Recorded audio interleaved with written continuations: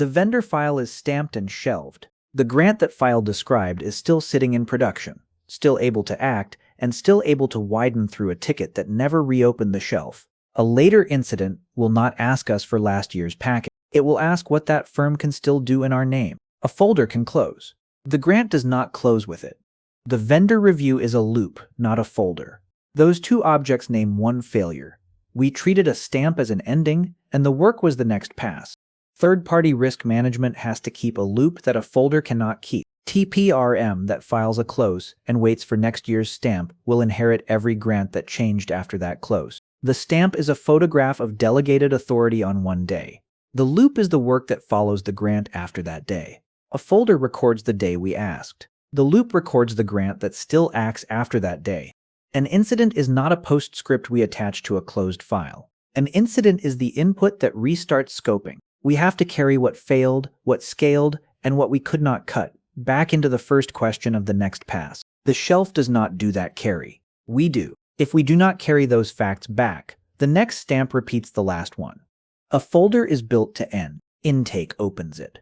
A questionnaire fills it. A score closes it. The calendar that asked for that stamp does not know that a grant widened in May, that a job started running with a shared account in July, or that a public advisory landed in October. A habit waits for the next stamp. A loop treats those events as the work. Those 3 dates are the work a folder is built to ignore.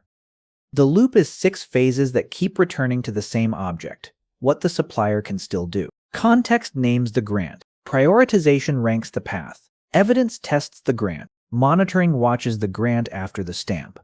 Containment cuts or constrains the grant when the path is already in use. Review feeds what we learned back into context. None of those phases is the ending. The object stays the grant at every return.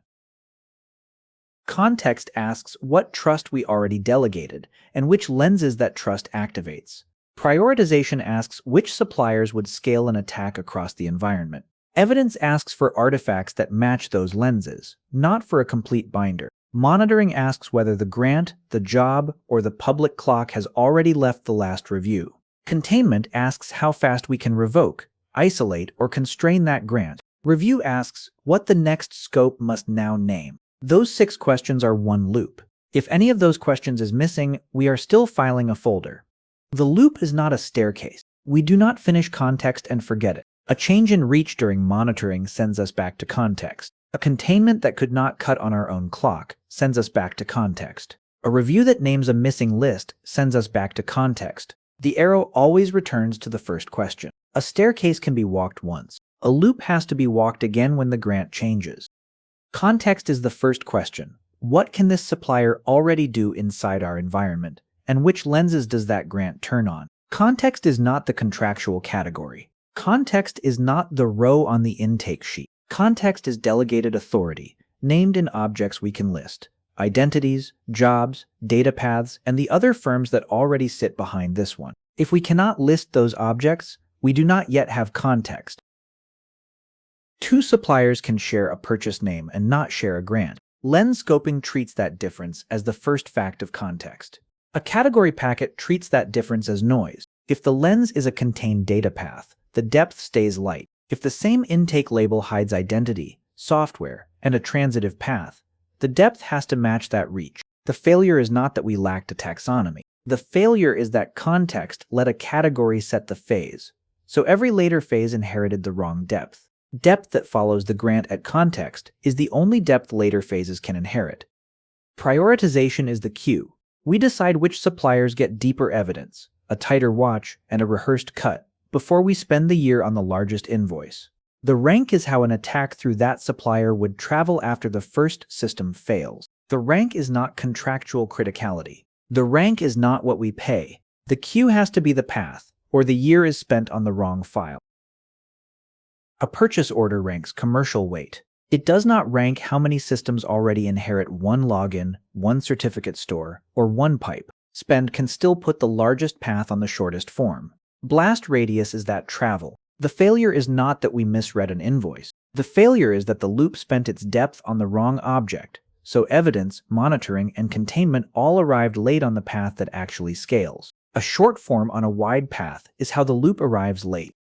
Evidence is the test of the grant we named in context.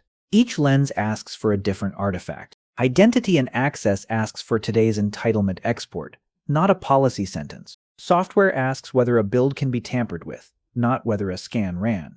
Concentration asks how many client environments share the same store.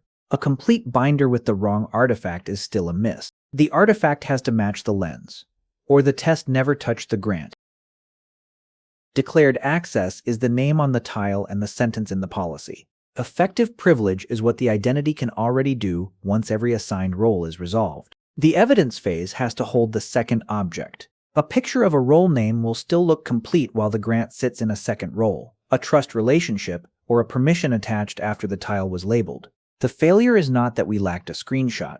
The failure is that the phase accepted a label as the list, so the loop filed a complete folder that never held the acting set. The acting set is the only list the evidence phase can file.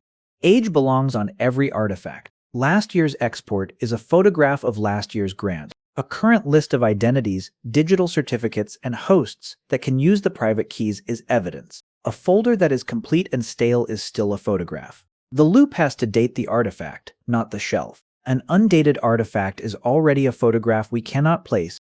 Monitoring is the watch after the stamp. Availability tells us the supplier stayed up. A service level report tells us a ticket closed on time. Neither object tells us the grant widened, a job started acting at machine speed, or a public clock just shortened. Monitoring watches trust-centric change. Uptime is useful for operations. Uptime is not the watch. If the watch only reads uptime, the grant can change in silence. 3 classes of change sit on this phase. Trust expands when informal tickets widen the grant faster than the controls we left in place. Automation outpaces oversight when a shared job runs with no behavioral baseline and no session recording. The window shrinks when a public advisory or a peer disclosure shortens the time we have to recheck the same firm. The failure is not that those classes were unknown. The failure is that monitoring had nowhere to land them except next year's stamp. So escalation waited for a debit the watch already had the reasons to start. Those 3 classes are already reasons to restart the file. Containment is the cut, the isolate, or the constrain, once the path is already in use. The lens that is in play decides the cut. An identity path needs a revoked credential and a stopped session. A certificate path needs the rail to stop accepting the old object. A shared pipe path needs isolation we can perform without waiting for the supplier's own connectivity. Patching a host does not revoke a grant. The cut has to match the lens that is already in use. Time to revoke is a number we measure in a drill, not a sentence we write after money has moved. We have to know, before the incident, whether we can deactivate the object without the supplier's path. If we cannot cut on our own clock, that fact belongs in the next scope. A playbook that assumes a unilateral cut is not a rehearsal if the connectivity still goes through the same firm. A number we have not drilled is not a number we can use.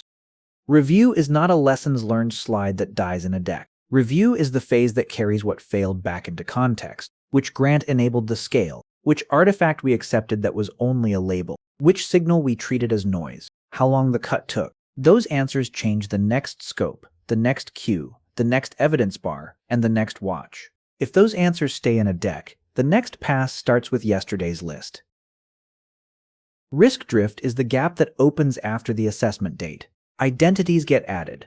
Digital certificates collect in one store. Segregation thins. A one-to-many pipe appears. The folder does not move with those changes. Review is where that gap has to be named as the next context question, not as a feeling about the vendor. The failure is not that we missed a photograph. The failure is that drift never re-entered scoping, so the next stamp described yesterday's grant again. Drift that does not re-enter scoping is just a feeling we will score again. The 6 phases draw on as a loop: context, prioritization, evidence, monitoring, containment, review. An incident does not sit outside that drawing. An incident is an arrow that leaves containment and review and returns into scoping. The folder stays a folder. The arrow is the work. If the arrow does not return, we have drawn a folder with extra steps. Lenses do not retire after context. They decide depth at every phase. In prioritization, they multiply the queue.